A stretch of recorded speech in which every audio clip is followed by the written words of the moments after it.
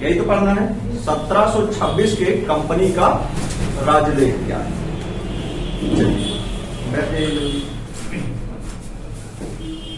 हमने ये देख लिया था कि किस प्रकार से 1715 और 1717 तक फारुखसियर ने कंपनी को पूरे भारत में व्यापार करने का अधिकार दे दिया था और इस तरह से कंपनी पूरे भारत में व्यापार करने लगती है। हमने साथ में यह भी देख लिया था, मैप से देख लिया था कि किस तरह से कंपनी जो है यहां मद्रास में 1639-40 में मद्रास में स्थापित हो गई है ना। किसने बसाया? फ्रांसिस डे ने बसाया था। इसके अलावा हमने देख लिया था कलकत्ता के लिए कि किस तरह से 1694 में प्रक्रिया शुरू हुई और 1696 में तीनों गांवों को मिलाया गया, गोविंदपुर, कालीकता और सुल्तानाती को मिला करके और कलकत्ता शहर की स्थापना कर दी गई। किसके द्वारा किया गया? जाप चारनाथ के द्वारा। अब देखिए, यदि आपको आगे के सारे अधिनियम समझना है तो आपको पहले कंपनी का विस्तार समझना बड़ा जरूरी था, जो आपने कल समझा था, तभी आगे की चीजें आपके समझ में आती।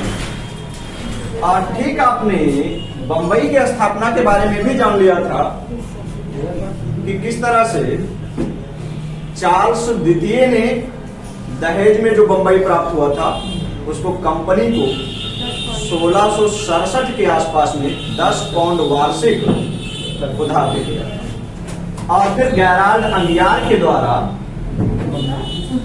बंबई की स्थापना कर दी गई।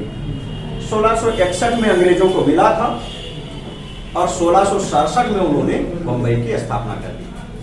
तो ये तो महानगर है, कलकत्ता, मद्रास और बंबई। इसके अलावा हमने देखा था यहाँ गोलकुंडा, यहाँ मसूलीपट्टनम, इसके अलावा आगरा, अजमेर, सूरत, यह सारे भी उनके अधिकार में आ गए। अब इतने सारे अधिकार में आ गए। अभी तक एक गवर्नर यहां भी होता था, एक यहां भी होता था, एक यहां भी होता था। शुरुआत में अंग्रेजों ने अपना कोई नियम नहीं लागू किया, उन्होंने मुगलों के नियम लागू किए। यानी मुगलों के नियम की हम बात करें तो मुगलों के अधीन क्या होता था कि साम्राज्य होता था। साम्राज्य के नीचे क्या होते थे? प्रांत होते थे। साम्राज्य होते थे, साम्राज्य के नीचे फिर प्रांत होते थे। प्रांत को उन्होंने सिख में बदला था, जिनको सिकदार कहा जाता था। और फिर इस तरह से सिख जो है वह मंडलों में और फिर गांव में विभाजित हुए थे। गांव में टैक्स वसूलने के लिए उन्होंने आमिल नाम के अधिकारियों की नियुक्ति की थी, करोड़ी नाम के अधिकारियों की नियुक्ति की थी। तो यह सारे वहां से टर्म आए थे। तो शुरुआत में अंग्रेजों ने इन्हीं का सिद्धांत अपनाया था। यानी कि क्या था इनके समय में? ये तो मुगलों का हो गया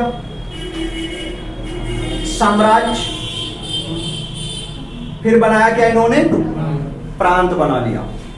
अब प्रांत के नीचे इनमें सिख था और इन्होंने सिख के जगह पर तालुका बनाया। अंग्रेजों के समय में क्या आ गया? तालुका आ गया। और तालुका के बाद में इन्होंने जिला बनाया। उन्होंने क्या बनाया? मंडल। इन्होंने क्या बनाया? जिला। और फिर गांव, सबसे छोटी इकाई इनमें भी थी। अब यहां पर देखिए, तो ये मुगल साम्राज्य था और ये ब्रिटिश साम्राज्य था। अब ब्रिटिश साम्राज्य में प्रांत थे। मुगलों के समय में तो अलग अलग प्रांत हुए, जैसे हमने पढ़ा ही है। अकबर के समय में 12 हुई, फिर बाद में 15 हुई। इस तरह से शाहजहां और सबसे ज्यादा औरंगजेब के समय तक हुए। ब्रिटिश के समय में शुरुआत में केवल 5 प्रांत बने थे, जिसमें से 3 आप यहां देख रहे हैं। एक हो गया बंबई प्रांत, एक हो गया मद्रास प्रांत और एक हो गया कलकत्ता प्रांत। यहां पर जब मुगलों का शासन था तो मुगल क्या करते थे कि साम्राज्य में इनके होते थे शासक। मुगलों में साम्राज्य कौन देखता था? शासक देखता था।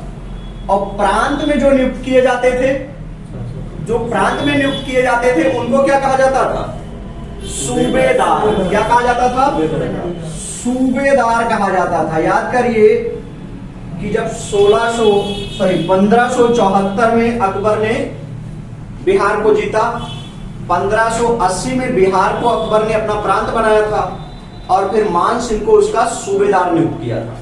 तो उनमें सूबेदार प्रमुख होते थे। अब इस सूबेदार में प्रमुख कैसे बनना था, यह ध्यान देना है कि प्रत्येक प्रांत में जितने भी प्रांत होते थे यहां पर दो पद होता था। एक होता था सूबेदार का पद और एक होता था दीवान का पद।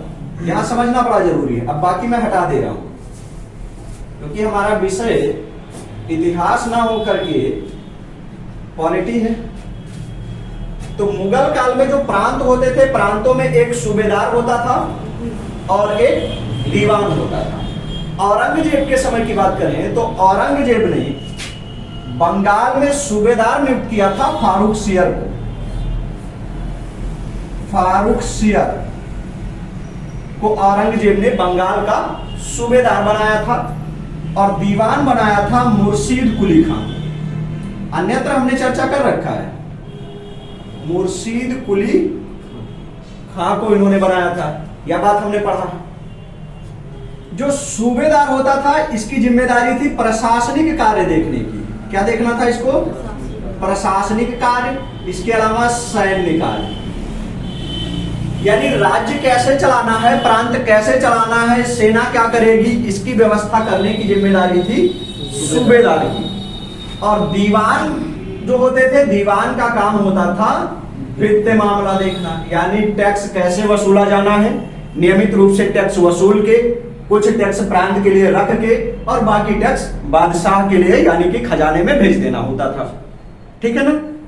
औरंगजेब के समय फारूक सियर सूबेदार बना रहा, मुर्शीद कुली खां दीवान बना रहा। फारूक सियर थोड़ा सा लापरवाह था, तो वह बीच बीच में दिल्ली भाग जाया करता था। दिल्ली राजधानी थी तो दिल्ली भाग जाता था। अब ऐसे में सूबेदारी की भी जिम्मेदारी किसकी आ जाएगी? मुर्शीद कुली खां की आ जाएगी। ये क्रम धीरे धीरे चलता रहा। जब औरंगजेब की मृत्यु हो गई तो औरंगजेब की मृत्यु के बाद फारूक सियर ने सूबेदार यानी कि प्रांत में आना बंद कर दिया। अब ऐसे में परमानेंट सूबेदारी और दीवानी दोनों मिल गई किसको? मुर्शीद कुली खां को मिल गई। और जो व्यक्ति यह दोनों देखने लगा फिर वह तो नवाब बन गया, उसका पूछना ही क्या। फिर यहां से उस व्यक्ति को नवाब कहा जाने लगा। यानी जब आप आगे देखेंगे नवाब सिराजुद्दौला, नवाब शुजाउद्दौला, तो ये लोग कहां से आए? तो नवाब किसको कहा जाता था? तो क्या समझ में आया कि ऐसा व्यक्ति जो सूबेदारी भी देखता हो, यानी कि सैनिक मामला, प्रशासनिक मामला भी देखता हो और वही वित्तीय मामला भी देखता हो, तो ऐसे व्यक्ति को नवाब कहा जाने लगा। और यह बंगाल के लिए है। यह किसके लिए है? बंगाल के लिए। ठीक ऐसे जितने भी प्रांत थे हर जगह के लिए उन्होंने अपनाया था। इसी को फॉलो किया शुरू में अंग्रेजों ने भी। कल हमने क्या समझाया था? अंग्रेजों ने सूबेदार को क्या कहा था? जनरल कहा था। जो दीवान होते थे इनको क्या कहा था? उन्होंने गवर्नर कहा था। गवर्नर मतलब जो रुपया पैसा देखेगा, आरबीआई का गवर्नर। और बाद में जैसे इनमें नवाब बने थे उनमें क्या बन गए थे? गवर्नर जनरल बन गए थे। ठीक है ना। तो यह क्रम 1726 वाले में देखिएगा आप कि उन्होंने, अब इसको हम हटा लें, इसको हटा दें, हटाएं। हमें अंग्रेजी परिप्रेक्ष्य में अब समझना है। ये समझना बड़ा जरूरी था कि आखिर बार बार जो नवाब टर्म यूज होता है, नवाब कहते किसको? तो अब आपके समझ में आया कि भाई नवाब वह व्यक्ति होगा जो वाकई में नवाब की तरह, यानी जिसके ऊपर कोई रोक टोक ना हो, जो सेना भी खुद देखेगा, रुपए पैसे खुद देखेगा, नियम कानून भी बनाएगा, वही तो नवाब होगा। इस तरह से अब अंग्रेजी में यानी कि ब्रिटिश साम्राज्य में 3 गवर्नर बनाए गए,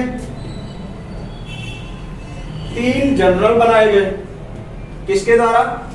1726 के जो राजलेखाया उसके द्वारा। यानी पॉइंट डाल के लिखेंगे। पहला पॉइंट 1726 के राजलेख में पहला पॉइंट डालेंगे कि इस नियम के द्वारा बंबई, कलकत्ता तथा मद्रास के बंबई, कलकत्ता तथा मद्रास के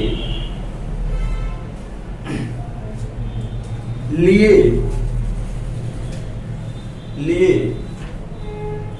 गवर्नर नियुक्त किए गए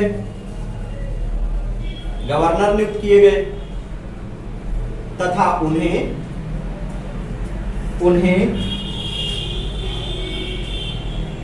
अपने अपने प्रांतों में विधि बनाने का अधिकार दिया गया।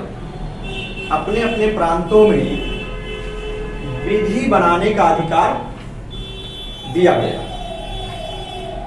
ठीक है ना? अच्छा, इससे पहले विधि कौन बनाता था? आपने पढ़ा कि इनको अधिकार दिया गया कब? 1726 में।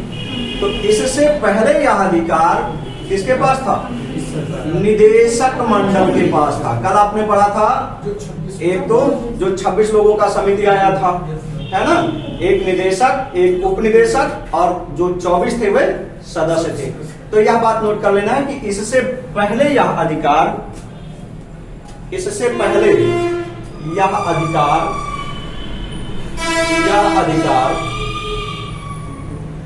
निदेशक मंडल को प्राप्त था। इसे क्लोज कर लीजिए। इससे पहले यह अधिकार किसको प्राप्त था? निदेशक मंडल को प्राप्त था। यानी दो बातें यहां से क्लियर हुई। क्या? कि किस तरह से गवर्नर या गवर्नर जनरल की उत्पत्ति होनी है, और सबसे पहले भारत में उनके लिए कानून बनाने का कार्य किया गया तो किसने किया? ये दो कार्य यहां पर होते हैं। अब आगे है, इसके बाद में देखना है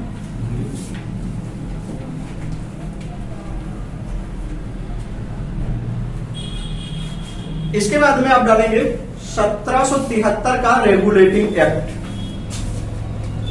1773 का रेगुलेटिंग एक्ट जो आया है किसके समय में? वारेन हेस्टिंग्स के समय में आया है। ठीक है ना? अब यह बात समझने के लिए हमें पहले पीछे जाना पड़ेगा।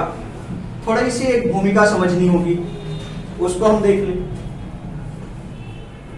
तो यहां पर बहुत जनरल सी बात है, थोड़ा सा आप जानते ही हैं। प्लासी का युद्ध कब हुआ है? 1757 में हुआ था प्लासी का युद्ध। अब प्लासी के युद्ध के समय एक तो ईस्ट इंडिया कंपनी अभी बनी है कि नहीं बनी है? 1757 में ईस्ट इंडिया कंपनी कहा जाए कि नहीं कहा जाना चाहिए। यहां पर ले लेते हैं कंपनी, क्योंकि ईस्ट इंडिया कंपनी कब कहना है? 37 से कहना है। तो एक तो हो गई कंपनी, और कंपनी में था गवर्नर। गवर्नर कौन है? Lord Clive. और दूसरे हैं बंगाल के नवाब। कौन? सिराजुद्दौला। बंगाल के पहले नवाब कौन थे? मुर्शीद कुली खां। अभी तो आपने पढ़ा कि फारूक सियर जब नहीं आया सूबेदार बन के, तो फिर वे पूरी तरह से नवाब बन गए। तो बंगाल के पहले नवाब बने मुर्शीद कुली खां, और फिर उन्हीं के बाद में सरफराज वगैरह होते होते एक व्यक्ति बने अलीवर्दी खां। यहां थोड़ा समझ लीजिए, अलीवर्दी खां बंगाल के नवाब बने। अलीवर्दी खां का एक स्टेटमेंट है जो अक्सर लिखित में, मेंस में लिखित में देना चाहिए अगर इससे प्रश्न बनता है। अलीवर्दी खां ने कहा था कि जो अंग्रेज हैं ये मधुमक्खियों के समान है। यदि इन्हें नहीं छेड़ा गया तो ये शहद देंगे, और अगर छेड़ा गया तो ये काट के मार डालेंगे। ये अलीवर्दी खां ने कहा था अंग्रेजों के बारे में। यानी उन्होंने कहा था कि अंग्रेज जो कर रहे हैं उसे करने दोगे तो वो तुम्हें मुनाफा देंगे, और अगर उन्हें डिस्टर्ब करोगे तो फिर वो आपको ही डिस्टर्ब कर देंगे। ठीक है ना? तो यह उनका स्टेटमेंट था। अब यहां समझो कि अली वर्दी खान के 3 लड़कियां थी, लड़के एक भी नहीं थे, 3 लड़कियां थी। एक लड़की का विवाह इन्होंने बिहार में किया था, एक का विवाह इन्होंने बंगाल में किया था, और एक का इन्होंने उड़ीसा में किया था। उस समय हम जानते हैं कि बंगाल, बिहार, उड़ीसा, झारखंड यह सब एक ही थे, यानी बंगाल प्रांत के अंतर्गत आते थे। तो इन्होंने तीनों अलग अलग जगहों पर अपने लड़कियों का विवाह किया था, जिसमें से बंगाल के लड़की का पुत्र हुआ सिराजुद्दौला। ठीक है ना? बंगाल के इनके पुत्री का पुत्र हुआ सिराजुद्दौला, और इन दोनों के बच्चों को कोई हिस्सा नहीं मिला, बेटों को। यानी कि कहें कि सिराजुद्दौला के जो 2 मौसी थी उनके बेटों को कोई अधिकार नहीं मिला। इस कारण से यह दोनों सिराजुद्दौला के खिलाफ विद्रोह करने पर उतर आई थी, और जब प्लासी का युद्ध हुआ तो उसमें उड़ीसा और बिहार की जो इनकी लड़कियां थी उन दोनों ने अंग्रेजों का साथ दिया। इसके अलावा सिराजुद्दौला के जो सेनापति थे मीर जाफर, उन्होंने अंग्रेजों का साथ दिया, और प्लासी के युद्ध में क्लाइव की विजय हुई, और फिर बंगाल के नवाब यानी कि सिराजुद्दौला पराजित हो गए। इसको समझना इस तरह से है कि यह एक युद्ध हुआ नहीं था। युद्ध इसलिए नहीं हुआ क्योंकि इस षड्यंत्र की जानकारी सिराजुद्दौला को पता चल गया, तो सिराजुद्दौला युद्ध भूमि से भाग गया। तो ये आया प्लासी के युद्ध का रिजल्ट। प्लासी के युद्ध समाप्त हुआ, अंग्रेजों ने जीता, और फिर मीर जाफर को गद्दी दे दिया गया। फिर चला जाता है। मीर जाफर के ऊपर बड़ा कठोर शर्त लगाया अंग्रेजों ने। जब मीर जाफर नहीं पूरा कर पाए तो फिर मीर कासिम को बना दिया गया। आगे चल करके बहुत थोड़ा सा जल्दी इसको करना है। बक्सर का युद्ध हुआ 1764 में, बक्सर का युद्ध हुआ। अब बक्सर के युद्ध में फिर से वही बात कि एक तरफ तो कंपनी है और दूसरी तरफ त्रिगुट है। त्रिगुट में एक तो मीर कासिम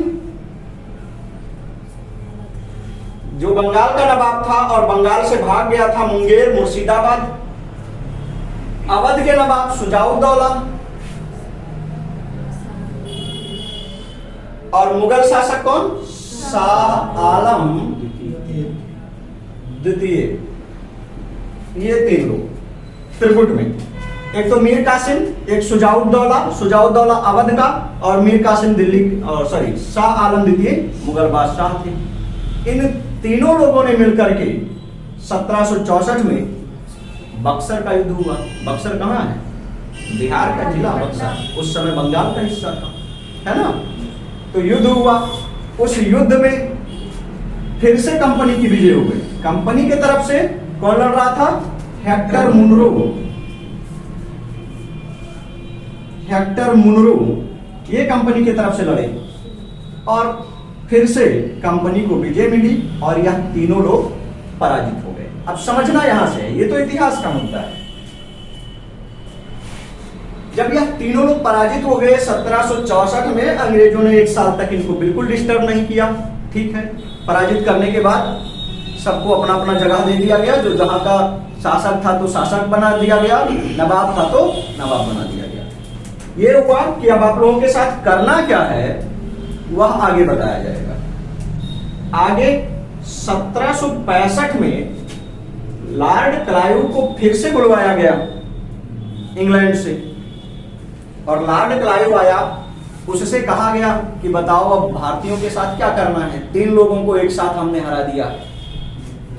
यूपीएससी ने इसी को लेकर के प्रश्न भी पूछा है कि जो प्लासी का युद्ध था वह एक आभासी युद्ध था। बक्सर के युद्ध ने यह सिद्ध कर दिया था कि भारत में किसका शासन होगा। एक तो ये है, एक कोई एक अंग्रेज इतिहासकार हैं, उन्होंने एक दूसरा कोटेशन दिया कि बक्सर के युद्ध ने ये नहीं सिद्ध किया था कि भारत में कौन शासन करेगा, बल्कि बक्सर के युद्ध ने यह साबित कर दिया था कि भारत में कौन शासन नहीं करेगा, और ये तय हो गया था कि भारत में अब कोई भी भारतीय शासन नहीं करेगा, अंग्रेज शासन करेगा। कोटेशन है, अब इसी को पूछ लिया गया था कि इसका आप समालोचनात्मक व्याख्या करिए, तो मसाला व्याख्या तो आप लोग करते ही बढ़िया करिए। तो अब देखो कि लॉर्ड क्लाइव आगमन हुआ और लॉर्ड क्लाइव ने बक्सर के युद्ध के लिए 2 संधियां की। अभी पिछली क्लास में हमने कहा था, एक तो 12 अगस्त को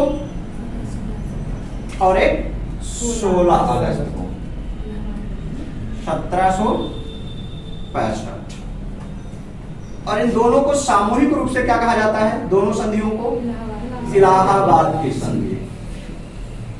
अब क्या कहा जाए, प्रयागराज की संधि, वही है, ऐसा कह सकते हैं, है नहीं? देखो, लॉर्ड क्लाइव इलाहाबाद की संधि हुई, 12 अगस्त 1765 को एक संधि हुई और 16 अगस्त 1765 की एक संधि हुई। अब पहली संधि में कौन था, एक तो लॉर्ड क्लाइव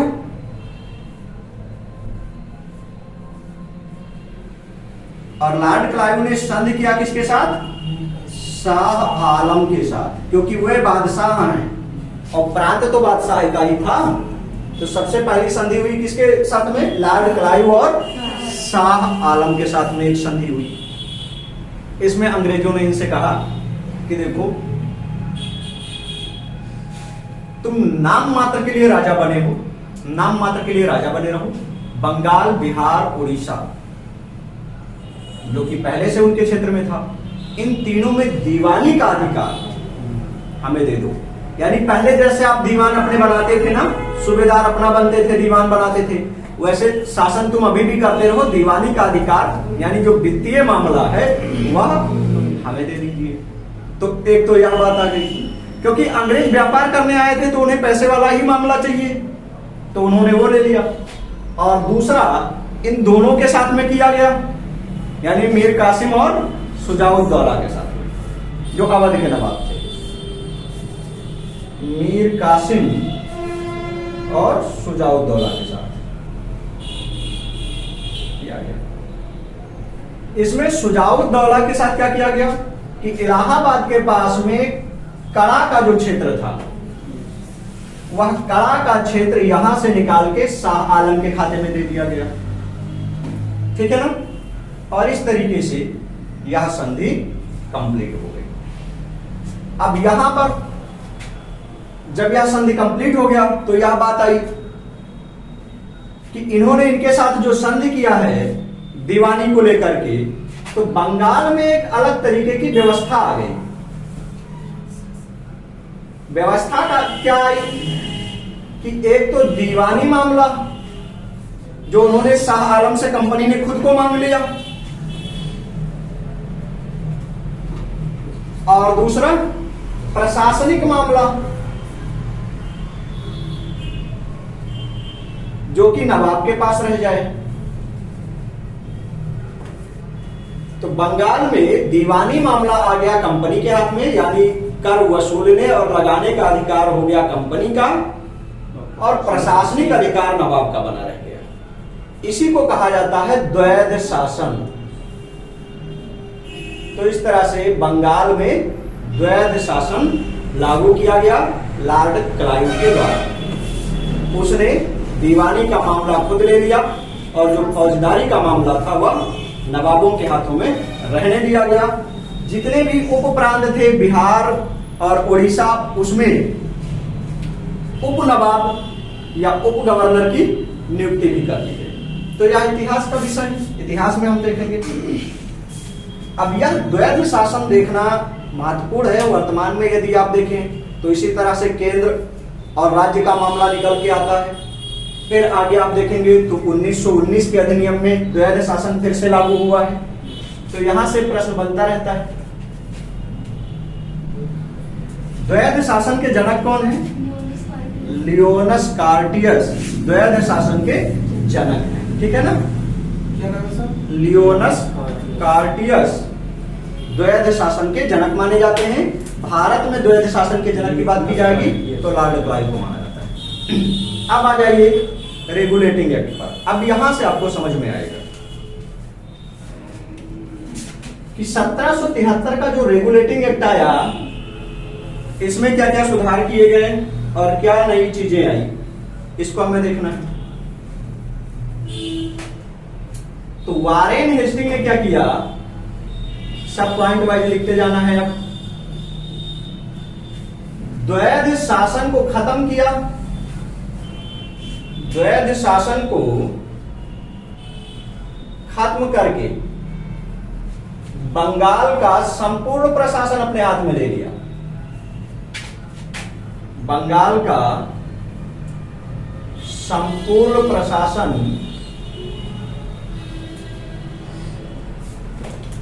कंपनी में मिला दिया। ठीक है ना? क्या समझ में आया कि जो प्रशासनिक अधिकार नवाबों को मिले हुए थे भाई वह भी खत्म हो गई और यहीं से नवाबियत जो था वह खत्म कर दिया गया। और इस तरह से बंगाल के अंतिम नवाब नजमुद्दौला बने। बंगाल के अंतिम नवाब कौन बने? नजमुद्दौला, ये बंगाल के अंतिम नवाब थे। और मुर्शीद कुली खान ये पहले नवाब थे। नजमुद्दौला के बारे में जानना है तो थोड़ा सा और जान लीजिए कि इन्होंने ही राजा राम मोहन राय को राय की उपाधि दी थी। ठीक है ना? उन्होंने राजा की उपाधि दी थी। अकबर द्वितीय ने राम मोहन राय को राजा की उपाधि दी और नजमुद्दौला ने राम मोहन को राय की उपाधि दी। ऐसा हमने इतिहास में पढ़ा था जब हम धार्मिक सुधार आंदोलन पढ़ रहे थे, है ना? तो यह वहां से संबंधित है। तो यह पहली बात हो गई। दूसरा इसमें क्या आया, यह सब मामला कहां हुआ था, किस प्रांत में हुआ था? बंगाल में हुआ था। अभी बचे कौन रह गए थे? मद्रास और बंबई, दो बचे रह गए थे। यानी कि यही नियम किया गया कि मद्रास तथा बंबई प्रांत को बंगाल प्रांत या बंगाल प्रेसिडेंसी के अधीन कर दिया गया। इसका मतलब यह हुआ कि मद्रास और बंबई में भी तो गवर्नर बने थे। तो मद्रास और बंबई के जो गवर्नर होंगे वे अपने यहां कानून तो बनाएंगे, लेकिन उसकी जो अंतिम अनुमोदन है, अंतिम मान्यता है, वह बंगाल के गवर्नर से लेंगे, बंगाल प्रेसिडेंसी में लेंगे। ठीक है ना? यह बात आई। अब चूंकि हमने क्या कहा है कि वारेन हेस्टिंग ने द्वैध शासन को खत्म कर दिया। द्वैध शासन खत्म करने का मतलब यह हुआ कि दीवानी यानी वित्त मामला और प्रशासनिक मामला दोनों इन्हीं को मिलना था। इस तरह से गवर्नर भी यही बनना था और जनरल भी इन्हीं को बनना था। यानी कि वारेन हेस्टिंग को गवर्नर जनरल बना दिया गया। ठीक है ना? तो तीसरा पॉइंट यह डाल के लिखना है कि इस एक्ट के द्वारा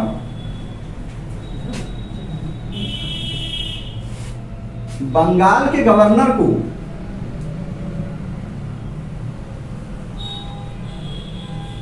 गवर्नर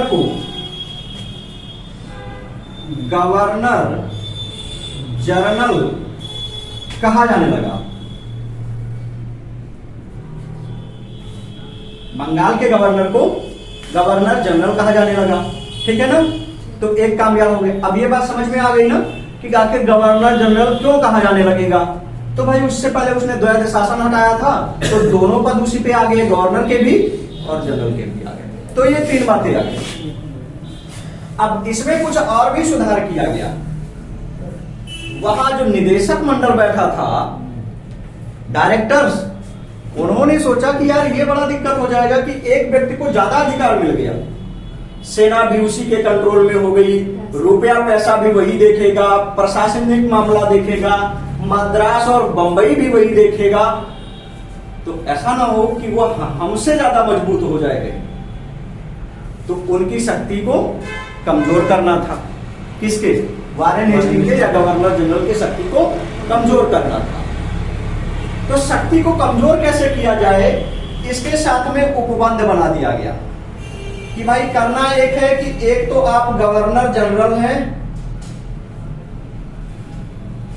और आपके ऊपर जिम्मेदारी बहुत है। बंगाल की दोनों जिम्मेदारी, मद्रास की जिम्मेदारी, बंबई की जिम्मेदारी, अकेले नहीं संभाल पाओगे, पागल हो जाओगे। तो ऐसा करते हैं कि आपको मदद देने के लिए, सलाह देने के लिए कुछ और लोगों को नियुक्त कर देते हैं और इस तरह से 4 और लोगों को सलाहकार की भूमिका में बना दिया गया। अब आप वनडे में होते तो इन 4 का नाम नहीं पढ़ना पड़ता, इतने से काम चल जाता। अब तो आपको ये याद ही करना है। क्यों? तो देखो अगर आप वनडे में होते तो इतने से काम चल जाता। अब तो आपको ये पढ़ना ही पड़ेगा। फ्रांसिस बारवेल,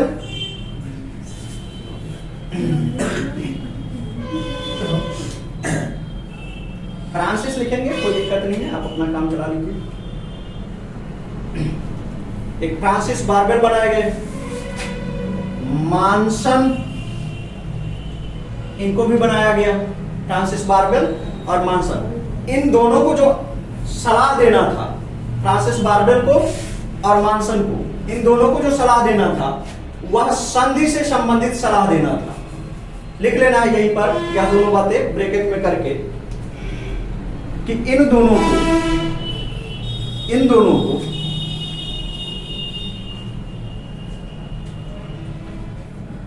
रक्षा तथा सैन्य से संबंधित यानी प्रशासनिक सलाह देना था। ठीक है ना?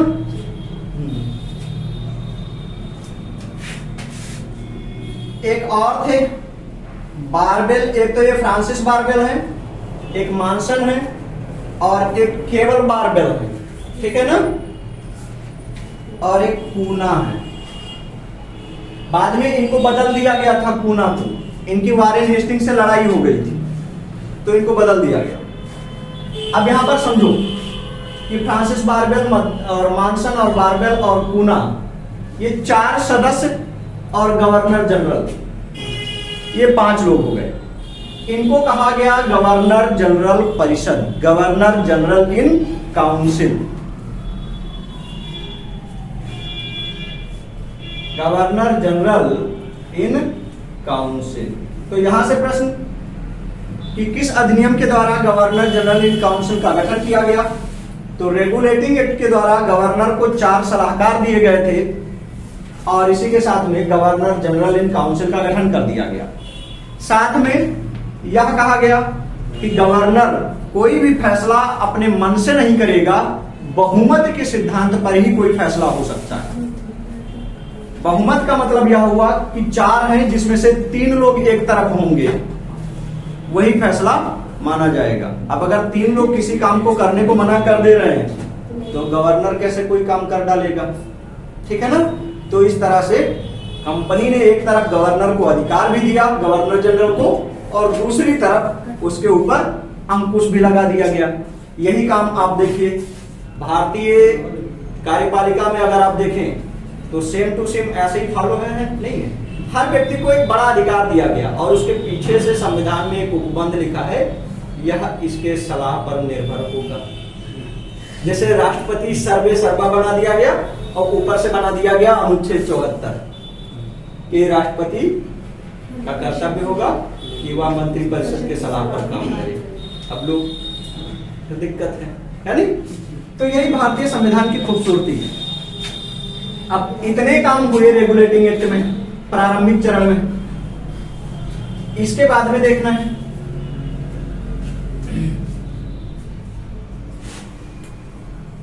इसमें और भी बहुत परिवर्तन किए गए हैं।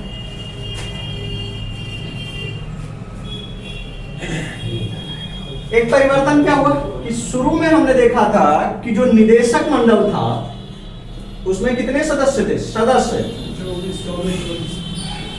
24 सदस्य थे। इसी में एक नियम आया। क्या नियम आया? कि 1/4 सदस्य प्रति वर्ष रिटायर होंगे।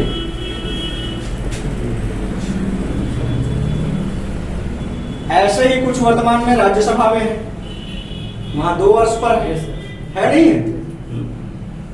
तो 1/4 सदस्य प्रति वर्ष रिटायर हो जाएंगे। राज्यसभा में 1/3 होते हैं। 1/4 का मतलब कितना?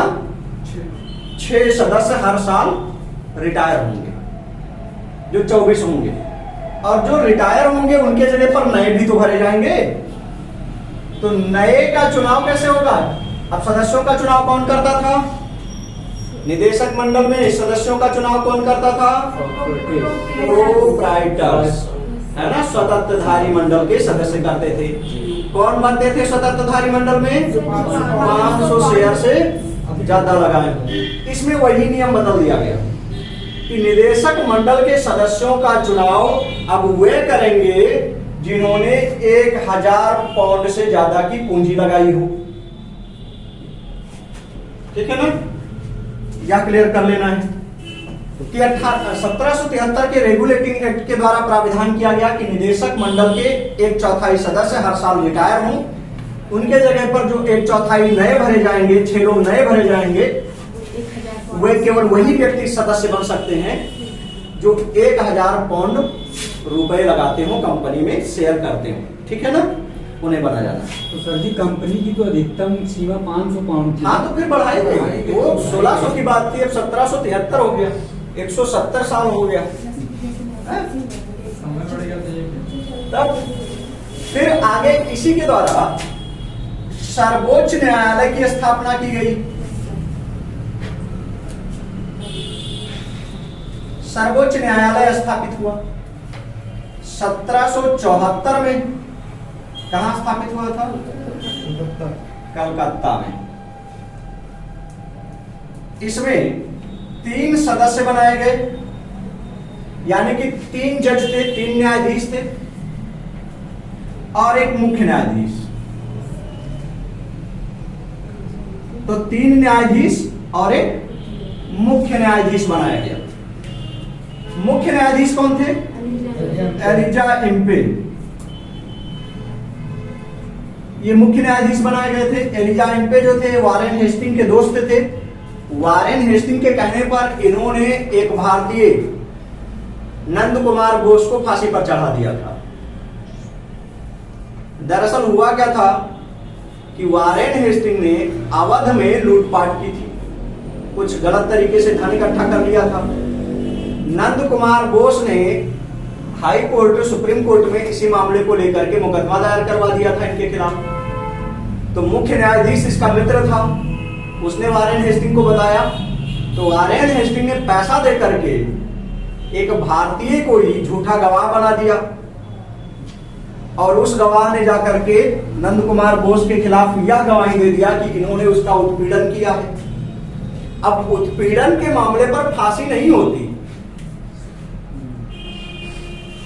लेकिन इन्होंने उसको सीधा फांसी की सजा सुना दी। ये अंग्रेजों द्वारा न्यायपालिका का पहला दुरुपयोग था जो सामने आया था। अब 3 सदस्य कौन कौन थे?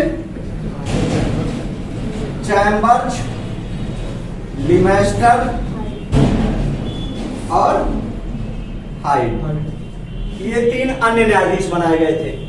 चैम्बर्स, लिमेस्टर और हाइड और एक मुख्य न्यायाधीश एलिजा इम्पे। इस तरह से पहले अंग्रेजों के पहले सर्वोच्च न्यायालय की स्थापना 1774 में कलकत्ता में हुई, भारत में की गई, जिसमें एक मुख्य न्यायाधीश एलिजा इम्पे और 3 अन्य न्यायाधीश चैम्बर्स, लिमेस्टर और हाइड बनाए गए। तो इस तरह से सर्वोच्च न्यायालय स्थापित हो जाता है। ठीक है ना? इसके अलावा कुछ अन्य कार्यों की बात करें इसी में, तो कलकत्ता में एक मदरसा की स्थापना की 1781 में। कलकत्ता में एक मदरसे की स्थापना की, अंग्रेजों द्वारा भारत में स्थापित या पहला मदरसा था। अंग्रेजों के द्वारा भारत में स्थापित या पहला मदरसा था। ये भी ठीक है। 1781 में स्थापना किया गया। अब ये तो प्रशासनिक कार्य ठीक है इनका कि भाई न्यायालय भी बनवाया, मदरसा भी बनवाया, कैसे शासन करना है यह सारा नियम करवा दिया। जो मामला फंस रहा था वह था दीवानी का। आपको बता दें कि जब से प्राचीन काल खत्म होता है, यानी कि दिल्ली सल्तनत से लेकर के और अंग्रेजों के शासन काल तक हर कोई परेशान रह गया कि भारतीयों से धन कैसे वसूले, कर कैसे वसूले, यानी दीवानी का मामला बहुत परेशान करता रहा। अकबर के समय में देखिए कहीं दहसाला प्रथा आया, कहीं नब्जी आया, किसी ने जब्ती प्रथा चलाया, तमाम सारे आए, बटाई प्रथा आया, पढ़े थे सब, नहीं पढ़े थे जो है मेटाइबल में, तो तमाम तरीके के आते गए। अब वारेन हेस्टिंग के सामने समस्या यह थी कि भैया दीवानी मामले में जो टैक्स वसूलना है, भारतीयों से कर वसूलना है, भू राजस्व वसूलना है, वह कैसे वसूलोगे? भारत छोटा मोटा तो था नहीं, बड़ा है। ऐसे में हर घर पे जाकर के टैक्स वसूलना साधारण बात थी नहीं। या तो फिर इतने ज्यादा अधिकारी रखोगे जो जाकर के वसूले, है ना? तो इतने ज्यादा अधिकारी रखोगे, कर्मचारी रखोगे तो उन्हें वेतन भी देना पड़ेगा। अंग्रेज यही तो चाहते नहीं थे। उन्होंने किया क्या वारेन हेस्टिंग ने यहां पर कि 5 वर्ष के कर को एक साथ वसूल करवाया। उन्होंने अकबर का देखा, अकबर के समय में 10 साल का था, इन्होंने 5 वर्ष का बंदोबस्त किया, पंचवर्षीय बंदोबस्त।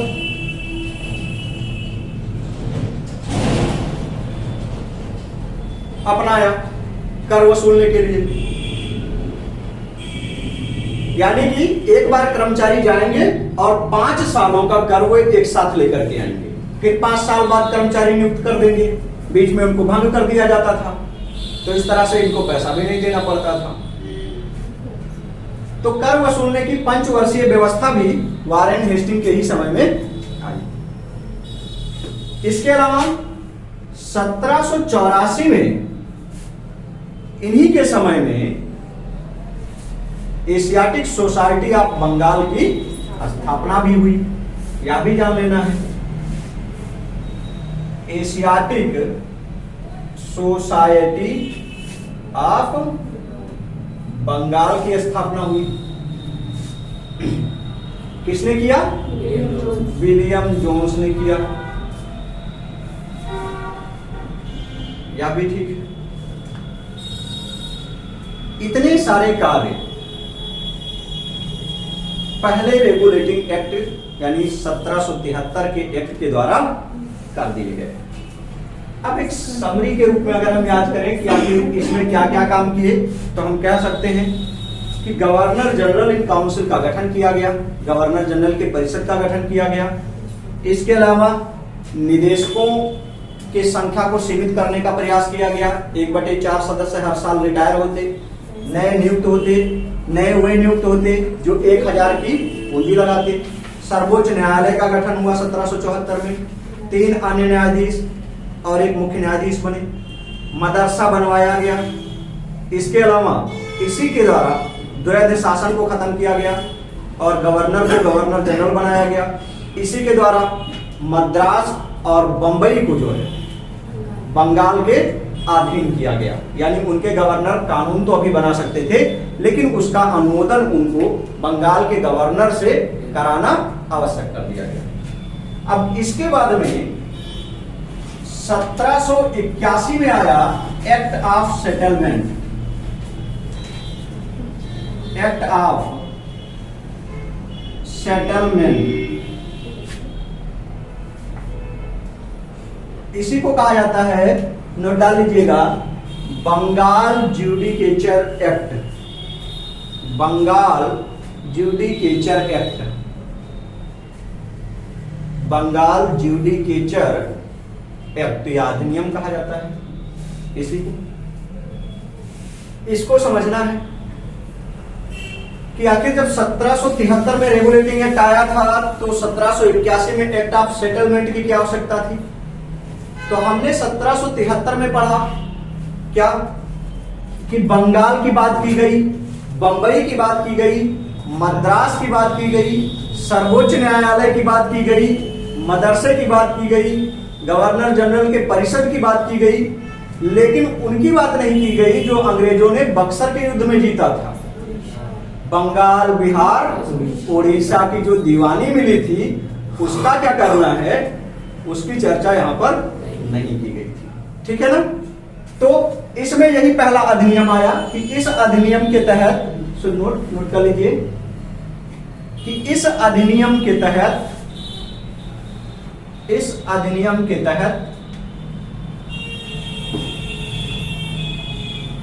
गवर्नर जनरल को बंगाल, बिहार और उड़ीसा के दीवानी संबंधित मामलों पर विधि बनाने का अधिकार प्राप्त हुआ।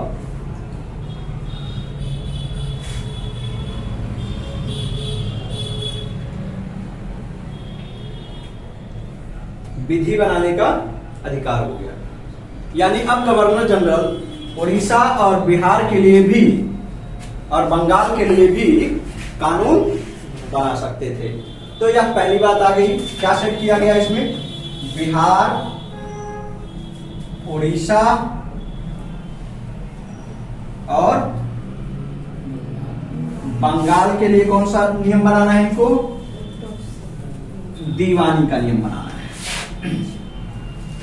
दूसरा इसमें यह आया कि जो सर्वोच्च न्यायालय है, सर्वोच्च न्यायालय को राजस्व मामलों से अलग कर दिया गया।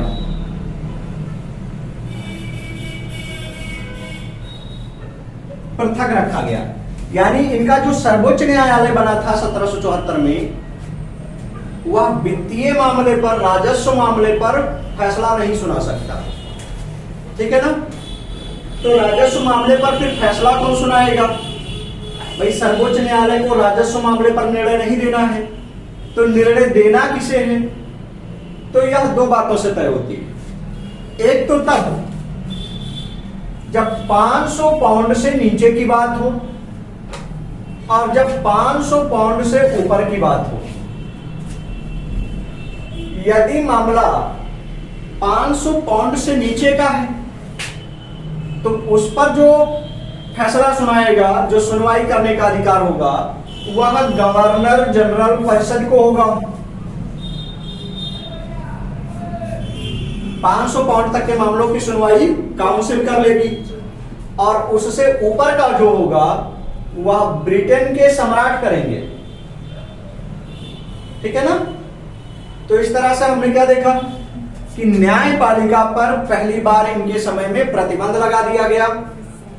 राजस्व को इन लोगों ने अपने अधिकार में ले लिया और फिर 500 पाउंड तक का फैसला गवर्नर जनरल की परिषद करने लगी।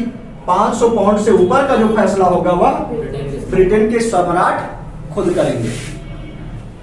इसके अलावा इसी में और आया, और क्या इसमें लागू हुआ कि अभी हमने पढ़ा था कि जो गवर्नर जनरल काउंसिल था उसमें 4 सदस्य थे। फ्रांसिस, बारबेल, मॉनसन, पूना पढ़ा थे ना। 4 सदस्य थे, उनकी संख्या घटा के 3 कर दी गई, यानी कि काउंसिल के सदस्यों की संख्या, काउंसिल के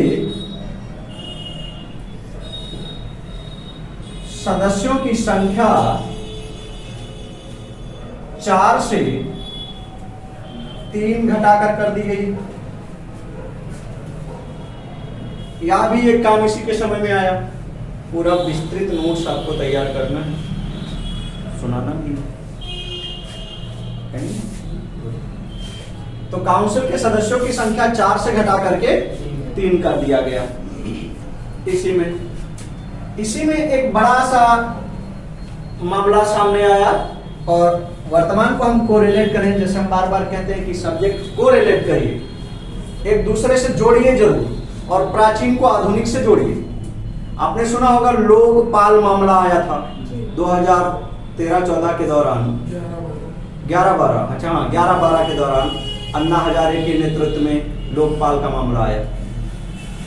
लोकपाल में बेसिकली क्या था कि भाई प्रधानमंत्री वगैरह को भी लोकपाल के दायरे में शामिल कर दिया जाए। यहां था कि भाई ना शामिल किया जाए, ठीक है ना। यानी क्या था कि गवर्नर जनरल को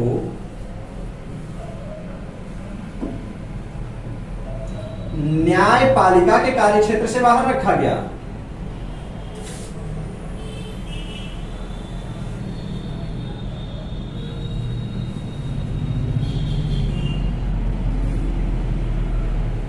यानी कि जो इनकी सर्वोच्च न्यायालय थी वो इनके गवर्नर जनरल के खिलाफ कोई भी फैसला नहीं सुन सकती थी, उस पर सुनवाई नहीं कर सकती थी, ठीक है ना।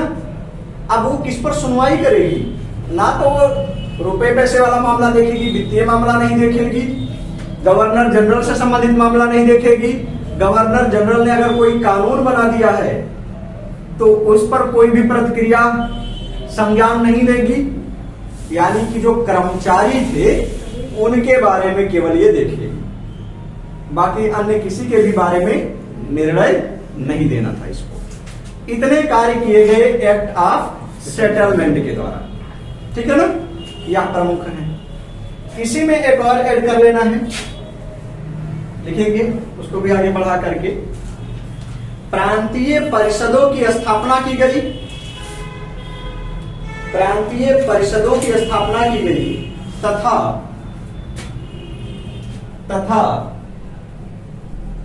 प्रांतीय परिषद को भंग करने का अधिकार, प्रांतीय परिषद को भंग करने का अधिकार गवर्नर जनरल को दिया गया।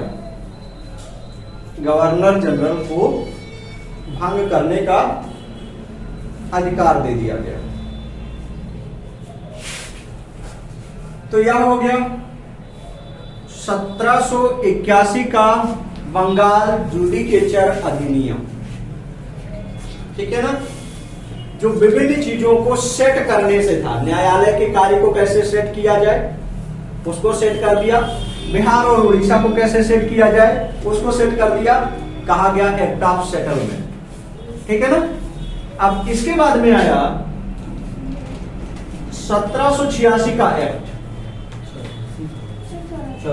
अच्छा हाँ 1784 रेगुलेटिंग एक्ट। क्या बात, पिट्स इंडिया एक्ट, 1784 के पिट्स इंडिया एक्ट। इसको समझने के लिए थोड़ा सा हमें फिर से वही रेगुलेटिंग एक्ट को समझना है। आप जो बता रहे हैं नहीं ये नहीं ये नहीं ये, मैं वही कह रहा था जिसकी जरूरत थी, ठीक है ना। 1783 में, इसको लिखना नहीं है केवल समझ लेना है, एक अधिनियम आया था डूनडास अधिनियम। सुना है सर? पहली बार सुना है। अरे ठीक है। 1783 में ही एक और अधिनियम आया था फॉक्स अधिनियम। समझना है थोड़ा सा कि जब रेगुलेटिंग एक्ट आया था, रेगुलेटिंग एक्ट जिस समय आया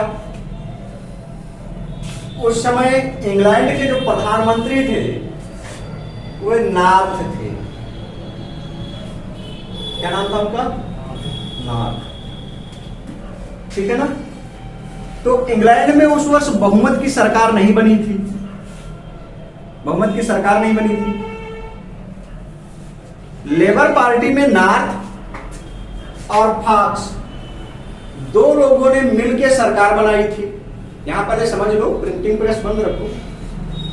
लॉर्ड नॉर्थ और फॉक्स दोनों लोगों ने मिलकर के लेबर पार्टी की तरफ से सरकार बनाई थी ब्रिटेन में, यानी प्रधानमंत्री बने थे नॉर्थ। रेगुलेटिंग एक्ट में जो कुछ मामला छूटा था वो सेटलमेंट में आया।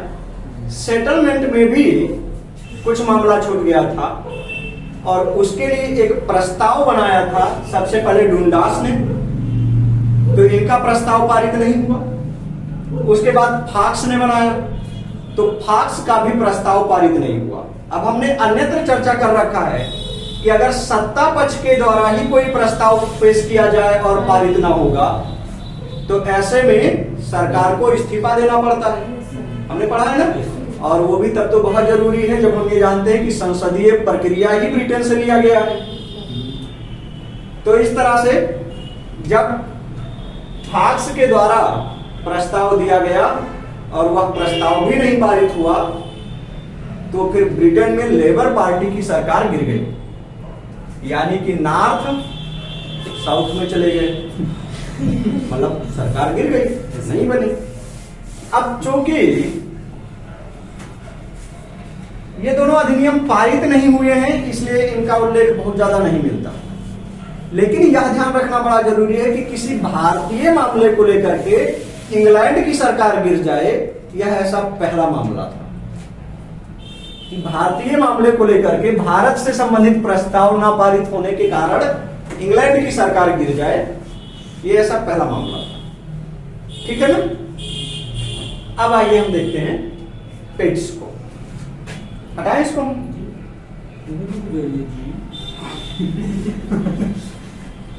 इस समय फारूक जी वंदे भारत एक्सप्रेस की तरह हैं, मतलब सुपर फास्ट दिखाइए ट्रेन की तरह है। कुछ भी सुनना हो, कुछ भी पूछना हो, हद तो तब हो गई एक फोन किए और कह रहे हैं आज की बात बता रहे हैं, सर आप फ्री हैं? हमने कहा बिल्कुल फ्री, कोई काम नहीं कर रहे हैं, उनका नहीं कर रहे हैं, पढ़ा तो नहीं रहे हैं, हमने कहा ठीक है मतलब नहीं पढ़ा रहे हैं, बताइए आपसे कुछ पूछना है। तो एक में बड़ी खुशी हुई जब कोई ये फोन करे ऐसा पूछना है, पूछिए। फिर इन्होंने पूछना नहीं बताना शुरू किया, इसको ये सब दिलाता है, उनका हाँ, तो जैसे मैं कुछ और बोलता नहीं बस आप सुनिए केवल, ये सही है कि नहीं, नियुक्ति यही करते हैं ना, हमने कहा उम्र यही है ना, हमने कहा लोकसभा इतना है 25, हमने कहा अच्छा राष्ट्रपति 35 ही है, हमने कहा और जैसे इनका मतलब पूरा हुआ अच्छा तो हम रखते हैं सर, रख दीजिए। फिर इन्होंने फोन पे ही ये सारी चीजें सुना के कंप्लीट करके तब यहाँ आए। ठीक है, तो मैं बड़ा प्रभावित हुआ, चलो ठीक है। फिर मैं विचार करने लगा कि यार इन्होंने तो कहा था कुछ पूछना है, फिर ये बता रहे थे, चलो ठीक है, समझ नहीं पाए, है नहीं। तो इस समय फारूक जी मतलब उस तरह तूफानी बैटिंग में है, अगर एज भी लग रहा है तो कुछ भी मतलब कैसे भी बॉल हो, संडे को इसी बात पे बुला लेते हैं, मत बुलाओ, कैसे चाहते हैं पराजित हो जाए, संडे वनडे को रहने दो। आइए देखते हैं पॉइंट पे आ जाइए। तो जब फाक्स का नियम नहीं पारित हुआ है तब आया था पिट्स का इंडिया एक्ट, क्योंकि जॉन पिट नए प्रधानमंत्री बने थे। नॉर्थ के इस्तीफा देने के बाद नया दल आया तो उसने अपने प्रधानमंत्री के नाम से एक अधिनियम पेश किया गया, पिट्स ने पेश किया और वही कहलाया पिट का इंडिया अधिनियम या एक्ट। अब हमें देखना है कि जो पिट का इंडिया एक्ट आया इसमें क्या था। तो अभी तक यदि हम प्रारंभिक रूप से देखें तो कंपनी की जब स्थापना हुई तो स्थापना के समय जो कार्य देखना था वह बेसिकली दो लोगों पर था। एक तो कोर्ट ऑफ प्रोप्रिएटर्स पर था और एक कोर्ट ऑफ डायरेक्टर्स पर था, यानी निदेशक मंडल और स्वाधारी मंडल या स्वतंत्रधारी मंडल पर इनके ऊपर आधारित था। यह दोनों जो थे वे भारत में नहीं थे बल्कि इंग्लैंड में ही रहते थे और इंग्लैंड में रहकर काम करते थे। इसके सदस्यों की संख्या 24 होती थी और इसमें जितने भी व्यक्ति पूंजी लगाते थे वे सब शामिल हो जाते थे और प्रारंभिक रूप से 227 लोग थे जब कंपनी की स्थापना हुई थी। यही तो हमने पढ़ा था कल। कि 227 लोग थे। पिट के इंडिया एक्ट में सबसे पहले यह प्रयास किया गया कि जैसे तैसे कंपनी पर सरकारी नियंत्रण ले लेना है। यानी अब सरकार को लालच बढ़ने लगा, उन्होंने देख लिया कि कंपनी बड़ी लंबी हो गई है, फैल गई है, विस्तार अच्छा हो गया है, कैसे भी करके इस पर सरकारी प्रभुत्व हो जाता तो मजा आ जाता, सरकार की कंपनी हो जाएगी, ठीक है ना। तो इसमें यही काम किया गया। सबसे पहले क्या आया कि जितने भी ब्रिटिश कंपनी के द्वारा क्षेत्र जीते गए हैं वह सब ब्रिटिश क्राउन के क्षेत्र होंगे। यानी कंपनी का जितना भी राज्य है वह सब वहां के राजा का राज्य है, यह बात कह दिया गया, ठीक है ना। कि जो चीजें कंपनी ने जीती हो, चाहे वो बंबई में हो, चाहे मद्रास में हो, वह माना जाएगा उनके राजा का, ना कि कंपनी का माना जाएगा, ठीक है। और कंपनी को इन्होंने क्या किया कि दो कार्य अलग अलग कर दिए गए, एक तो व्यापार और एक प्रशासन। इस एक्ट के द्वारा कंपनी को व्यापार करने की अनुमति दी गई कि देखो भाई कंपनी आप लोग लगाए थे व्यापार करने के लिए, आप लोग केवल व्यापार करो। जो प्रशासन का काम है कि कंपनी चलेगी कैसे, किसकी नियुक्ति करनी है, किसको हटाना है, वह हम पे छोड़ दो। और प्रशासन के लिए इन्होंने बोर्ड ऑफ कंट्रोल बनाया, नियंत्रक मंडल बनाया। और व्यापार वाला पहले से सीओडी को दे दिया, यानी निदेशक मंडल को। अब एक बात देखो कि पिट्स के इंडिया एक्ट के द्वारा पहला काम यह हुआ कि कंपनी के क्षेत्र को ब्रिटिश क्षेत्र घोषित किया गया। दूसरा काम यह हुआ कि कंपनी के कार्यों को अलग अलग कर दिया गया। कंपनी के व्यापारिक कार्य को प्रशासनिक कार्यों से अलग किया गया। कंपनी को केवल व्यापार करने की अनुमति दी गई और व्यापार से संबंधित दिशा निर्देश इनको कौन देंगे, निदेशक देंगे। और उसके जो प्रशासन का मामला है, प्रशासन का मामला यह हुआ कि किस राजा से युद्ध करना है, किससे संधि करनी है, यह जो सारा मामला है वह बोर्ड ऑफ कंट्रोल यानी कि नियंत्रक मंडल के अधीन कर दिया गया। नियंत्रक मंडल में 6 सदस्य होते थे और इन 6 सदस्यों की नियुक्ति स्वयं ब्रिटिश सम्राट करेगा। किसको करना था, ब्रिटिश सम्राट को। यहां ध्यान रखना है कि नियंत्रक मंडल के सदस्यों की नियुक्ति कौन करता है, तो ब्रिटिश सम्राट के द्वारा की जानी थी। तो यह इतना काम पिट्स के इंडिया एक्ट में आया, जिसके तहत कंपनी के प्रशासनिक कार्यों और व्यापारिक कार्यों को अलग अलग कर दिया गया, बोर्ड ऑफ कंट्रोल बनाया गया, ठीक है ना।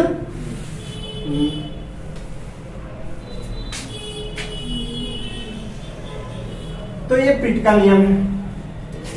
अब इसके बाद में 1786 का अधिनियम आया, इसको यही कहते ही है एक्ट ऑफ 1786, 1786 का अधिनियम। तो इसमें 2 चीजें केवल हैं, 2 बातें आई हैं। पहली बात यह थी कि भेजना था इनको कार्नवालिस को, लॉर्ड कार्नवालिस को गवर्नर जनरल बना के। कार्नवालिस ने अपनी 2 शर्तें रखी थी। पहला शर्त यह था कि Cornwallis governor general in council की बात नहीं सुनेगा। उसने कहा तभी मैं जाऊंगा भारत। तो इसको यह अनुमति दी गई कि गवर्नर जनरल लिखना है, गवर्नर जनरल को परिषद मतलब जो गवर्नर जनरल के परिषद थे, परिषद के विचार से हटने की अनुमति मिली। इसको अगर हम और शुद्ध भाषा में लिखना चाहें तो हम क्या लिखते कि गवर्नर जनरल इन काउंसिल के सलाह जो थे वो गवर्नर जनरल पर बाध्यकारी नहीं रह गए। यानी जब गवर्नर जनरल चाहता तो वह अपने परिषद के सलाह को ना मान सकता था, ऐसा उसे अधिकार दे दिया गया। ठीक है ना। और दूसरा इसमें क्या किया गया कि लॉर्ड कॉर्नवालिस को ही मुख्य सेनापति भी घोषित कर दिया गया।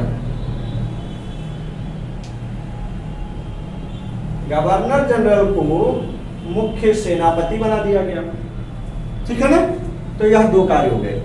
अभी तक गवर्नर जनरल प्रशासन देखता था, है ना, और दीवानी मामला देखता था। अब का जो गवर्नर जनरल आया वह सेना खुद देखेगा, सेनापति का कार्य है संचालन करना सेना का, तो वह भी करेगा और अपने परिषद से हट के जब वो चाहेगा तब वो जा सकता था। ठीक है ना।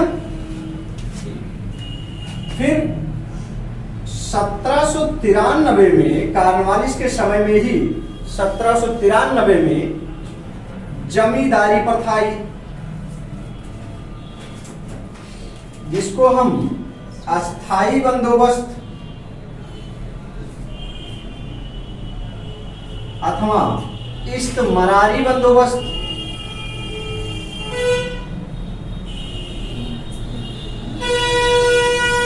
कहते हैं।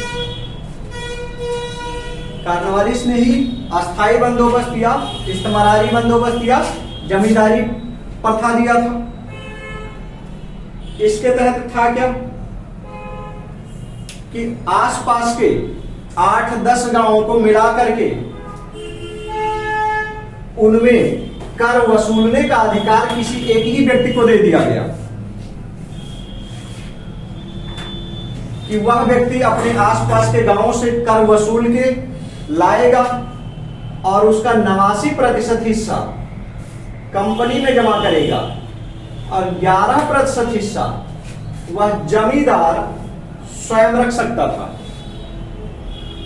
जमींदारी प्रथा में जमींदारों का हिस्सा 11% और कंपनी को देना होता था 89%, वसूल के लाके देना होता था। और ये वसूल कर लाके कंपनी को जमा करने का एक निश्चित दिन दिया गया और उस दिन के शाम होते होते यदि जमींदार वह पैसा ले जा करके कंपनी में जमा नहीं कर देता था तो उसकी जमींदारी को निरस्त कर दिया जाता था और उससे 2 गुना पैसा वसूला जाता था। इसी को कहा गया सूर्यास्त का नियम। सूर्यास्त का नियम कॉर्नवालिस से संबंधित है, जमींदारी प्रथा से संबंधित है। ठीक है ना। सूर्यास्त के नियम में जमींदार को एक निश्चित दिए हुए दिन के शाम तक पैसा ले जा करके देना। ठीक है ना। तो इतना काम कॉर्नवालिस के समय में। अब इसके बाद में कंपनी के शासन को 20 सालों के लिए बढ़ा दिया गया और पेश किया गया चार्टर एक्ट। 1793 में चार्टर एक्ट आया। इसको पहला चार्टर एक्ट कहा जाता है और इस तरह से 20-20 सालों के लिए कंपनी के शासन को बढ़ाया जाता था। शुरू में कंपनी को 15 साल के लिए मान्यता मिला था, फिर 25 मिला, इस तरह मिलते रहे और चार्टर एक्ट के द्वारा फिर उसको 20-20 साल तक बढ़ाया जाने लगा। तो 1793 में आया, फिर 1813 में दूसरा आया, फिर 1833 में तीसरा चार्टर एक्ट आया और 1853 में चौथा चार्टर एक्ट आया। इस तरह से कुल 4 चार्टर एक्ट आए और चौथे चार्टर एक्ट के बाद ईस्ट इंडिया कंपनी को भंग किया जाता है 1858 में और फिर भारत का शासन ब्रिटिश क्राउन के अधीन हो जाता है ना। तो चलिए पहला हेडिंग डाल लीजिए, चार्टर एक्ट 1793 का प्रथम चार्टर अधिनियम। ठीक है। यहाँ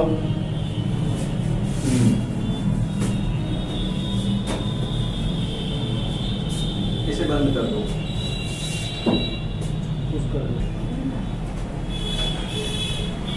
तो 1793 के पहले चार्टर एक्ट में देखिए, पहला पॉइंट डालिए, इस नियम के द्वारा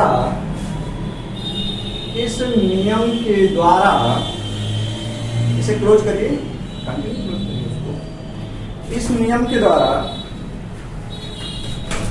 जो कोर्ट ऑफ डायरेक्टर्स हैं, यानी कि निदेशक मंडल बनाए गए, इसके अलावा जो बोर्ड ऑफ कंट्रोल हैं, यानी कि नियंत्रक मंडल बनाए गए, इनके सदस्यों का वेतन, सदस्यों का जो वेतन था वह भारतीय राजस्व से देना तय किया गया।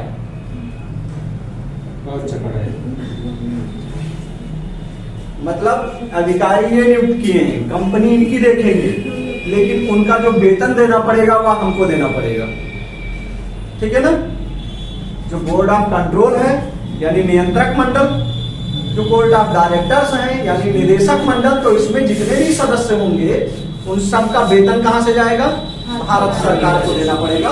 यहां से यह बात सामने है। इसके अलावा दूसरा जो नियम आया कि लाइसेंस प्रणाली की शुरुआत की गई, यानी कि अभी तक क्या था कि कोई भी विदेशी व्यक्ति भारत में व्यापार करने नहीं आ सकता था। 1793 के पहले एक्ट के द्वारा कोई भी व्यक्ति भारत में आ सकता था, बस उसे भारत में आके लाइसेंस लेना पड़ेगा। और ये लाइसेंस देगा कौन? तो जो निदेशक मंडल होंगे, क्योंकि व्यापार करना है उसको, और व्यापारिक अधिकार हमने पिट्स के एक्ट में पढ़ा था कि निदेशकों को दिया गया, तो उनसे लाइसेंस लेना पड़ेगा। और यहीं से आज भी आप देखिए कि भारत में बहुत सारे ऐसे उद्योग धंधे हैं जिनको करने के लिए लाइसेंस लेना पड़ता है। ठीक है ना? तो लाइसेंस प्रणाली की शुरुआत की गई। इसके अलावा यहीं से भारत में ईसाई मिशनरियों को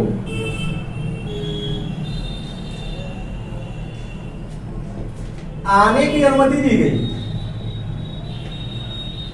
यानी कि ईसाई मिशनरियां भारत में आ सकती थी और भारत में आके वे ईसाई धर्म को फैला सकती थी। ठीक है ना? और इस तरह से वे ग्रुप में भारत में आना शुरू हुए। अब मेरा यही प्रश्न यह है कि भारत आने वाला पहला ईसाई कौन था, कब आया था, कहां आया था? सेंट थॉमस आए थे। गोडो फर्निज पहलव शासक थे, उनके समय में आया था, मद्रास में आया था, वहीं पर उनकी मृत्यु हो गई। ठीक है ना? तो ये जाने रखना है, पुराने वाले को साथ साथ जोड़ के रखिए। तो इस तरह से ईसाई मिशनरियों को भारत आने की अनुमति दे दी गई। इसके अलावा समाचार पत्र को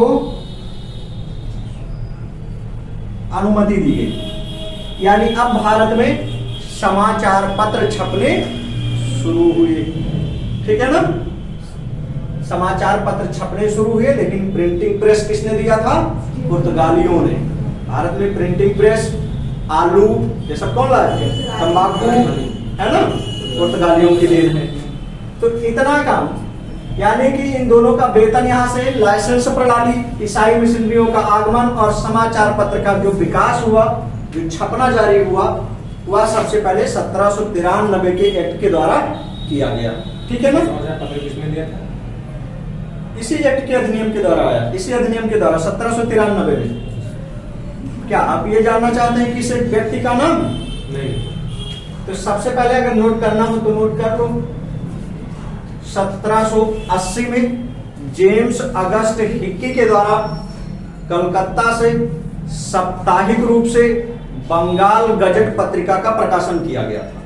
यानी भारत में छपने वाला पहला अखबार था बंगाल गजट, जो 1780 में छपा था यह किस प्रकार का था? यानी सप्ताह में एक बार छपता था, जेम्स अगस्त हिक्की। बाकी इतिहास का विषय है तो इतिहास में ही देखा जा सकता है।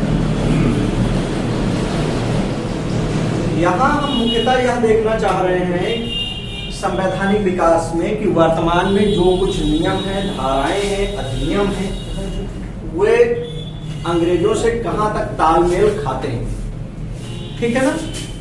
तो जैसे हम देखेंगे बहुत सारे अपवाद आपको दिखाई देंगे। बीपीएससी में इसी में आपने क्या देखा? अनुच्छेद 14 को लेकर के कितना कंफ्यूजन पैदा हुआ। अनुच्छेद 14 विधि के समक्ष समानता का अधिकार कहां से लिया गया? अब लोगों ने सोचा भाई ये तो मौलिक अधिकार है अनुच्छेद 14, और मौलिक अधिकार अमेरिका से आया है तो अमेरिका से ही लिया गया होगा, है ना? तो इस तरीके से तमाम सारी चीजें हैं जो अभी आगे हम लोग देखेंगे, सारी बातें क्लियर होंगी एक एक करके। अगला 1813 चार्टर एक्ट, ये कौन सा होगा? दूसरा चार्टर एक्ट। दूसरा चार्टर एक्ट आया 1813। ये चार्टर एक्ट बड़ा मजेदार चार्टर एक्ट, मतलब मजा आ जाता है। लगता है कि नहीं अंग्रेज आए, बहुत कुछ किए, रोजगार का एक साधन बनाए, नहीं लगता फारूक जी? आपको भी लगता होगा। आइए देखते हैं। सबसे पहले इस अधिनियम के द्वारा ही क्या किया गया कि भारतीय शिक्षा के लिए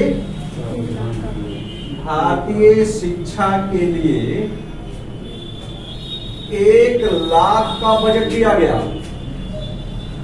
1 लाख रुपए का बजट आया भारतीय शिक्षा के लिए। पहली बार 1 लाख रुपए का बजट इन लोगों ने दिया था। इसका मतलब क्या यह है कि अब तक अंग्रेजों ने भारतीय शिक्षा के लिए कोई प्रयास नहीं किया था? थोड़ा सा आप एक पैरा बदल के लिखेंगे शिक्षा से संबंधित, और फिर समझ लेते हैं, पूरा इसका इतिहास ही जान ले। तो अभी हमने पढ़ा कि 1781 में मदरसा बना कलकत्ता में। जब चीजें एक साथ रहती हैं और जुड़ी रहती हैं तब मजा आता है। 1781 में मदरसा बना कलकत्ता में। किसने बनवाया? वारेन हेस्टिंग ने बनवाया। उसमें अरबी और फारसी पढ़ना था, अरबी और फारसी की पढ़ाई होनी थी। फिर 1784 में एशियाटिक सोसाइटी ऑफ बंगाल की स्थापना हुई। एशियाटिक सोसाइटी ऑफ बंगाल की स्थापना हुई। किसने किया? विलियम जोन्स ने किया। क्या भी हमने पढ़ लिया। और इसी एशियाटिक सोसाइटी ऑफ बंगाल से एक पत्रिका निकलती थी, एशियाटिक रिसर्च। एक पत्रिका थी एशियाटिक रिसर्च, ठीक है ना, जो भारत के प्राचीन इतिहास के बारे में जानकारी देती थी और उसी को प्रकाशित करवाती थी। 1784 में अब देखना है, विल्किंस के द्वारा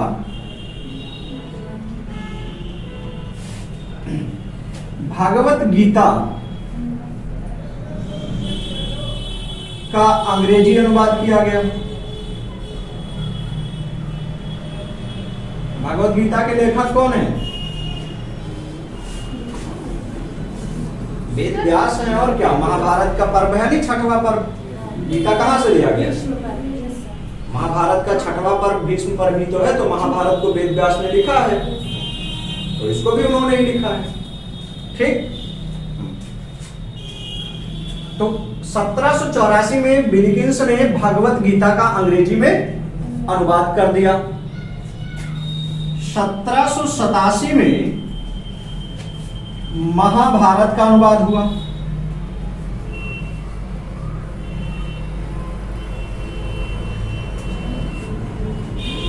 1789 में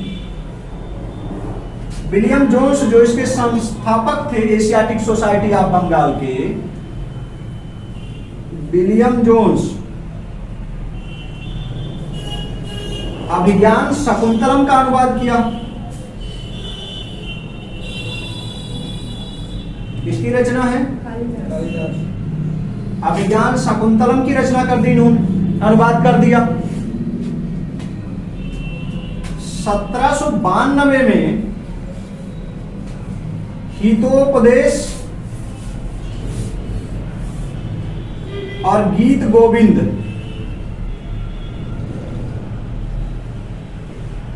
का अनुवाद किया गया। यहां पर यह ध्यान देना है कि हितोपदेश का आधा अनुवाद 87 में हो गया था, कंप्लीट हुआ था 92 में।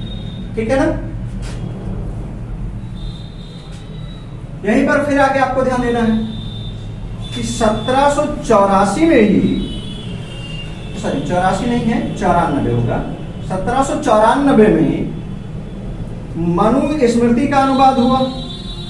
किस नाम से? कोड ऑफ जेंटुलाज, है ना?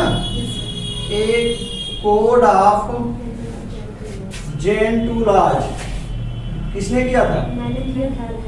हाँ। तो 1794 में मनु स्मृति का उन्होंने अंग्रेजी अनुवाद कर लिया। इस तरह से अंग्रेजों ने भारत के प्राचीन ग्रंथों को अंग्रेजी में पढ़ा और उन्हें समझा। इन सारे ग्रंथों से प्रभावित होकर के 1791 में जोनाथन डंकन, एक व्यक्ति थे जोनाथन डंकन, इन्होंने बनारस में एक संस्कृत कॉलेज की स्थापना की।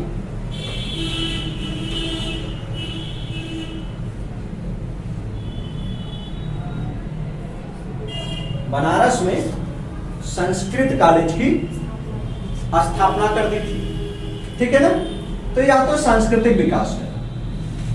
सन 1800 में बेले जली ने कलकत्ता में फोर्ट विलियम कॉलेज बनाया।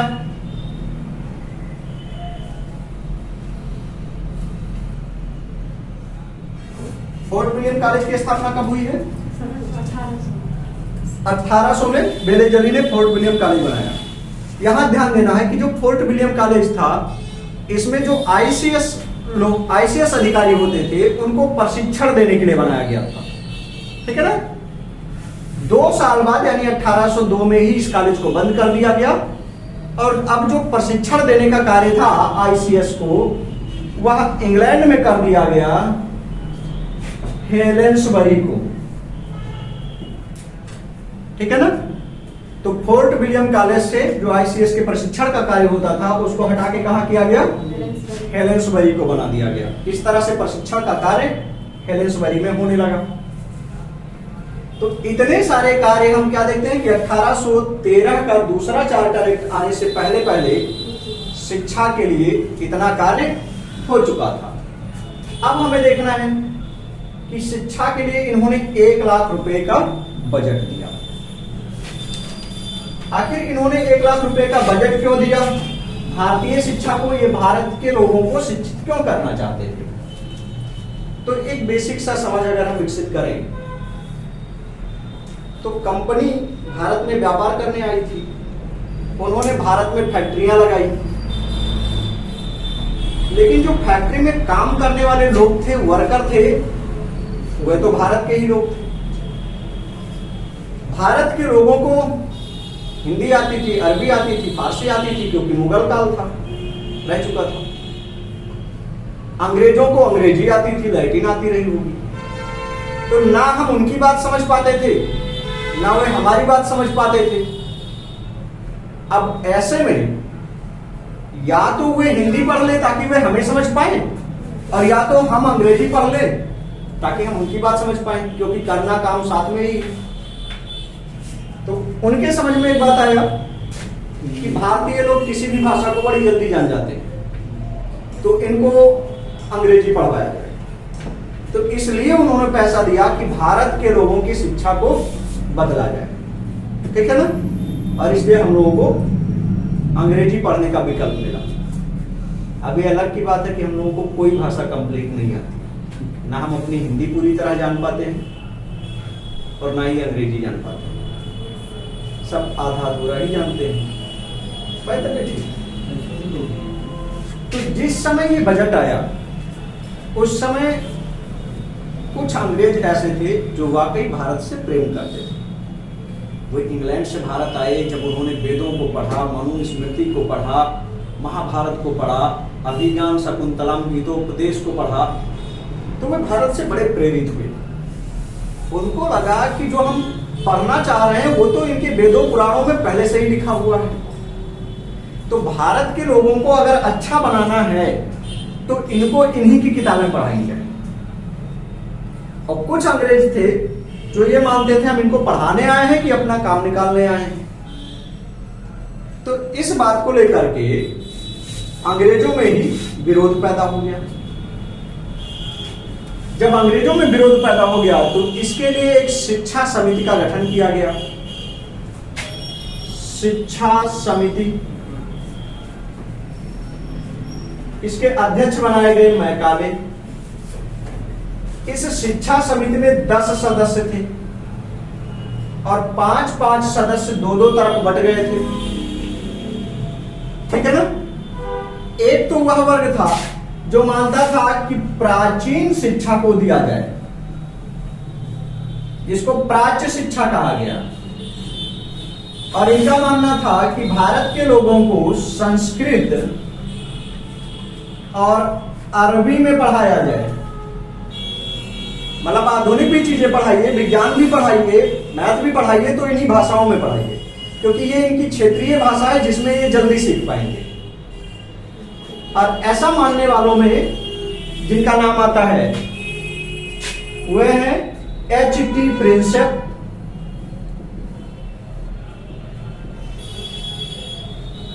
और H.G. विल्सन।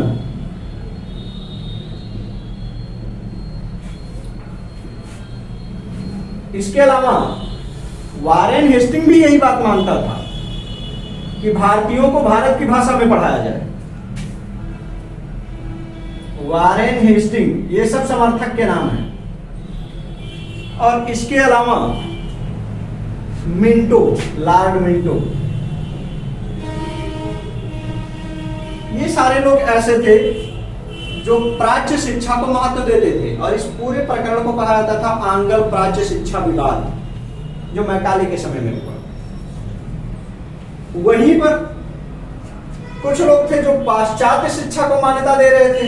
ये लोग प्राच्य शिक्षा को, पाश्चात्य मतलब पश्चिमी शिक्षा या अंग्रेजी शिक्षा को महत्व देना चाह रहे थे। ठीक है ना। पाश्चात्य शिक्षा मतलब अंग्रेजी शिक्षा को मान्यता देना चाह रहे थे। इनमें थे टॉमस मुनरो,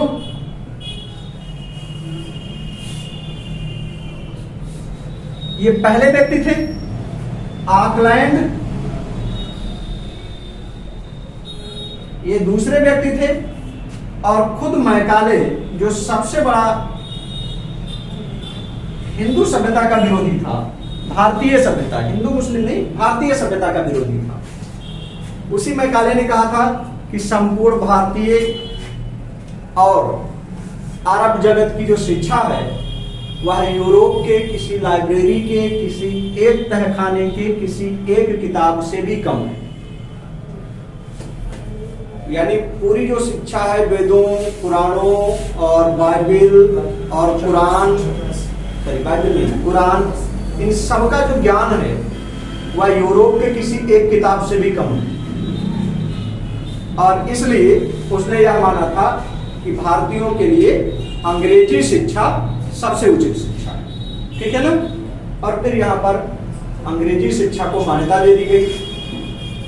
1835 में मैकाले ने अपना स्मरण पत्र दिया, जिनको मैकाले माइनूट कहा जाता है।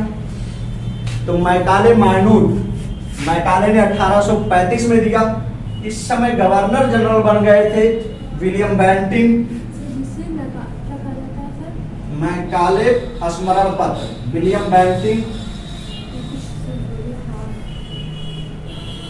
तो विलियम बेंटिंग को मैकाले ने अपना स्मरण पत्र दिया, और फिर विलियम बेंटिंग ने भारत में अंग्रेजी शिक्षा को लागू कर दिया। और इस तरह से 1835 से भारत में अंग्रेजी शिक्षा शुरुआत हो जाती है। ठीक है ना। अब इतना ही नहीं, 1835 में अंग्रेजी शिक्षा शुरुआत हुई। उसके बाद में 1844 से लिखते रहना है, सरकारी नौकरियों में अंग्रेजी शिक्षा को अनिवार्य कर दिया गया। यानी सरकारी नौकरी करनी है तो अंग्रेजी शिक्षा होनी चाहिए, ठीक है ना। अंग्रेजी शिक्षा अनिवार्य कर दिया गया वहीं से।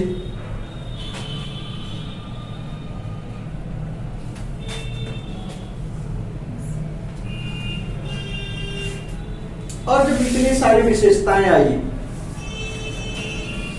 तो जो मिशनरियां आई थी उन्होंने भारत में अंग्रेजी माध्यम के विद्यालय चलाना शुरू किया। उनको ये बात समझ में आया कि अगर हम जाकर के लोगों से कहेंगे भाई ईसाई बन जाओ तो लोग नहीं बनेंगे। इसलिए ऐसा विद्यालय डालो जिसमें शिक्षा फ्री कर दो। भारत में बच्चे आएंगे पढ़ने के लिए, गरीबों के छोटे छोटे बच्चे आएंगे पढ़ने के लिए, उन्हें हम धीरे धीरे अंग्रेजों वाली वेशभूषा देंगे और जब वह अंग्रेजों जैसी वेशभूषा पा जाएंगे तब वे खुद ही होंगे तो भारतीय ही, लेकिन उनके अंदर जो सोच होगी, जो समझ होगी, जो उनकी कल्चर होगी, वह पूरी की पूरी हमारी हो चुकी होगी। और वहीं से ये जो आज के अंग्रेजी माध्यम के विद्यालय हैं वे खुलने शुरू हो गए। अब इसके बारे में हम थोड़ा सा अगर बात करें तो सबसे पहले 1799 में विलियम कैरी और जेसुआ मार्शमैन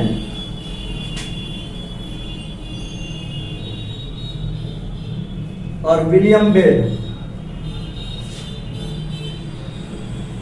विलियम कैरी और जेसुआ मार्शमैन, इन 3 लोगों ने मिलकर के बंगाल के सेरामपुर